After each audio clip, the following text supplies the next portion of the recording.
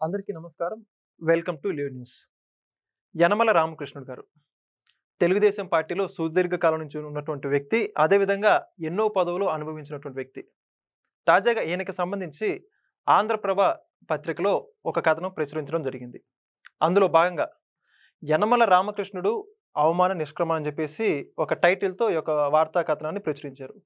దీంట్లో ఏం చెప్పుకుంటూ వచ్చారంటే, యనమల రామకృష్ణ గారికి చివరి దశలో రాజకీయంగా అవమానాలు ఎదురయ్యాయి అని చెప్పేసి చెప్పుకుంటూ వచ్చారు. నిజంగానే ఆయన రాజకీయ చివరి దశలో అవమానాలు ఎదురయ్యాయా? ఏ రకమైన అవమానాలు ఎదురయ్యాయి? వీటన్నిటి గురించి వాస్తవాలు తెలుసుకునే ప్రయత్నం చేద్దాం. మనతో ఉన్నారు ప్రముఖ రాజకీయ విశ్లేషకులు రాజేష్ అప్సాని గారు. సార్ నమస్కారం అండి. యనమల రామకృష్ణుడు గారు నాకు తెలిసి బహుశా మన ఆంధ్రప్రదేశ్ రాష్ట్ర ప్రజలందరికీ కూడా పెద్దగా పరిచయం అక్కలేని పేరు. తెలుగుదేశం పార్టీలో ఎన్నో పదవులు. ఈయన రాష్ట్రానికి ఆర్థిక మంత్రిగా చేశారు, స్పీకర్‌గా, ఎమ్మెల్సీగా ఎన్నో పదవులు అనుభవించారు.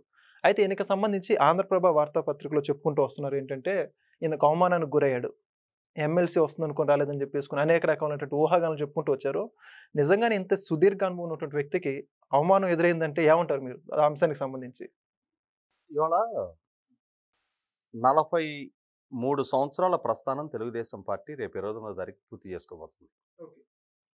82 మార్చి 29వ తారీఖు రోజు ఎన్టీ రామారావు గారు తెలుగుదేశం పార్టీ ఆవిర్భావ ప్రకటన చేశారు.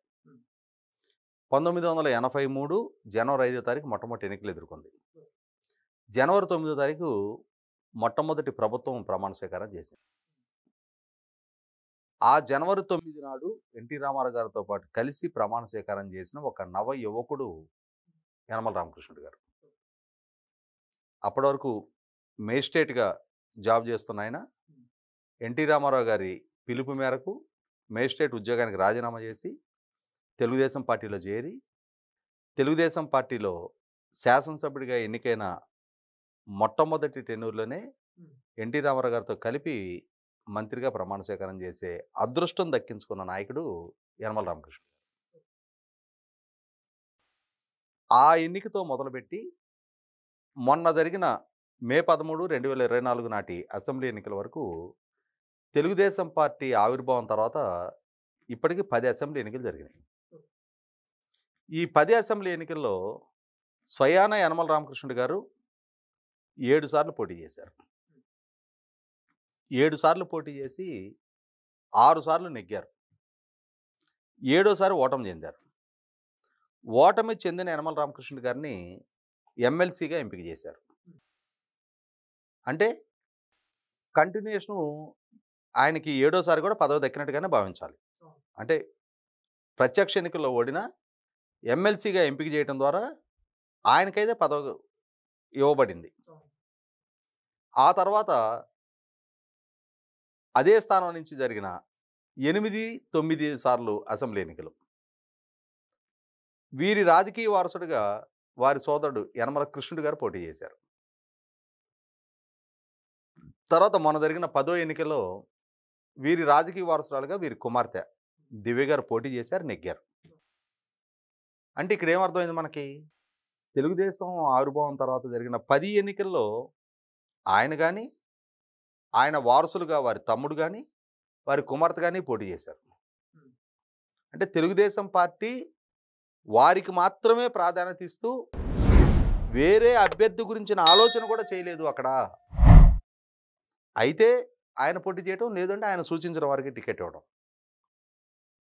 అంతేగాని ఇంకొక కార్యకర్త, ఇంకొక మండలాధ్యక్షుడిగా పనిచేసిన ఆయన ఇటువంటి ప్రత్యామ్నాయాల గురించి ఆలోచించలేదే.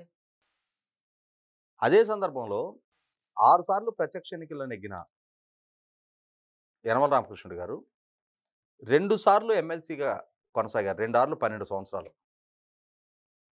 అంటే ఆల్మోస్ట్ ఆయన రాజకీయ జీవితం తెలుగుదేశం పార్టీ ఆవిర్భావం నుంచి ఈనాటి వరకు ఏ కొద్ది సంవత్సరాలు తప్పించేస్తే చట్టసభలకు ప్రతినిధిగా ఆయన కొనసాగుతూనే ఉన్నారు. ప్రత్యక్ష ఎన్నికల్లో కానీ పరోక్ష ఎన్నికల ద్వారా కానీ. అదే సందర్భంలో ఈరోజు ఆయన ప్రత్యక్ష ఎన్నికల నుంచి పోటీ నుంచి విరమించుకున్న తర్వాత కూడా 2 సార్లు వారి తమ్ముడికి అవకాశం ఇవ్వడం జరిగింది. ఒకసారి వారి కుమార్తెకు అవకాశం ఇస్తే ఇప్పుడు ఆమె నెగ్గి శాసనసభ్యులుగా కొనసాగుతూ ఉన్నారు. అలాగే ఏలూరు నుంచి వారి అల్లుడు ఎంపీగా కొనసాగుతూ ఉన్నాడు. మరి ఇంకా ఆయనకి ఎక్కడ అవమానకర పరిస్థితులు ఎదురైన ఈ పార్టీలో? 43 సంవత్సరాల తెలుగుదేశం పార్టీలో అవిశ్రాంతంగా పార్టీ పట్ల చిత్తశుద్ధితో, అంకిత భావంతో, నిజాయితీతో, లాయల్టీ ప్రదర్శిస్తూ జెండా మోస్తూ వచ్చిన కార్యకర్తలు ఏం ఆశించి ఏ పదవులు దక్కించుకున్నారు? ఆనాటి నుంచి ఈనాటికి పార్టీకి అంకితమైన లక్షలాది కుటుంబాలు ఉన్నాయి కదా, వారికేం పదవులు దక్కలా, వారికేమో ఆర్థిక ప్రయోజనాలు కూడా చేకూరలా. సుదీర్ఘకాలంగా దశాబ్దాల తరబడి తెలుగుదేశం విధాన నిర్ణాయక కమిటీ అయిన పాలిట్ బ్యూరోలో సభ్యుడిగా ఆయన కొనసాగుతూ ఉన్నారు. కాబట్టి యనమల రామకృష్ణుడి గారిని అన్ని స్థాయిల్లో తెలుగుదేశం పార్టీ వారికి పదవుల పరంగా అకామిడేట్ చేశారు, వారి సేవలు వినియోగించుకుంటూ ఉన్నారు, వారికి అన్ని స్థాయిల్లో గౌరవ మర్యాదలు, ప్రేమాభిమానాలు అందిస్తూనే ఉన్నారు. మరి ఆంధ్రప్రభ వాళ్ళకి ఆయన అవమానకర నిష్క్రమణ అని చెప్పని ఎందుకు అనిపించింది? ఎప్పుడు, ఎక్కడ, ఎవరు ఏ విధంగా ఆయన అవమానం చేశారు? పార్టీ నాయకత్వం ఆయన అవమానం చేసిందా?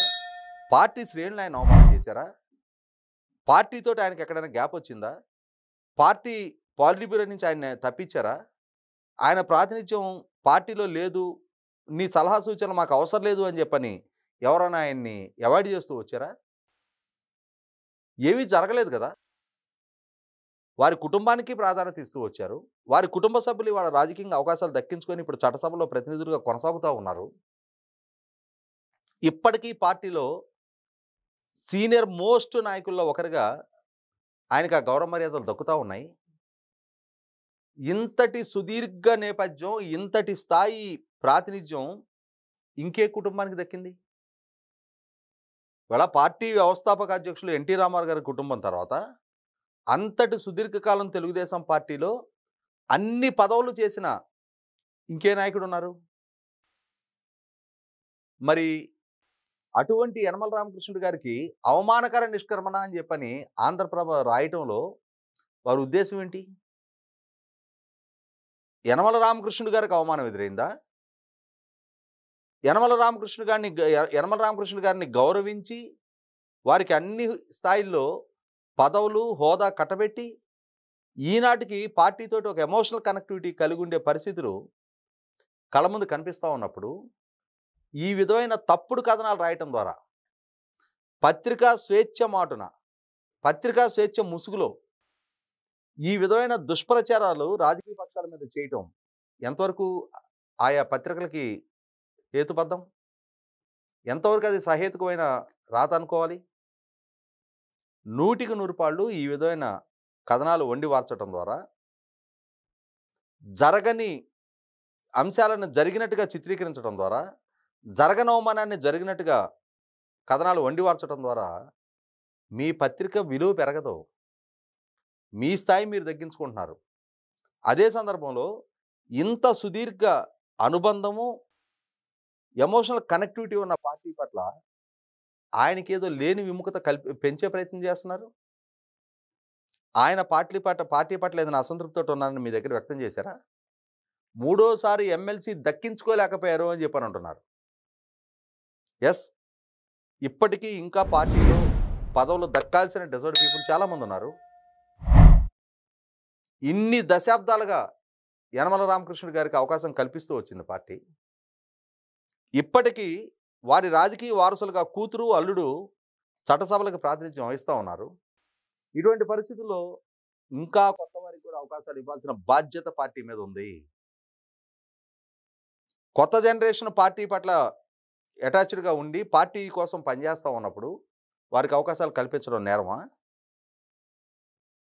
కాబట్టి ఇక్కడ ఇంత దశాబ్దాల తరబడి ఒక సామాన్య కుటుంబం నుంచి ఈ స్థాయి టవరింగ్ పర్సనాలిటీ స్థాయికి ఎమర్జ్ అవటానికి ఆస్కారం కలిగించిన పార్టీ పట్ల ఆయనకి విముఖత లేదు, పార్టీకి ఆయన పట్ల విముఖత లేదు. ఇటువంటి అసత్య కథనాలు వండివార్చడం ద్వారా ఆ పత్రిక పట్ల ప్రజల్లో విముఖత పెరుగుతుంది. Thank you.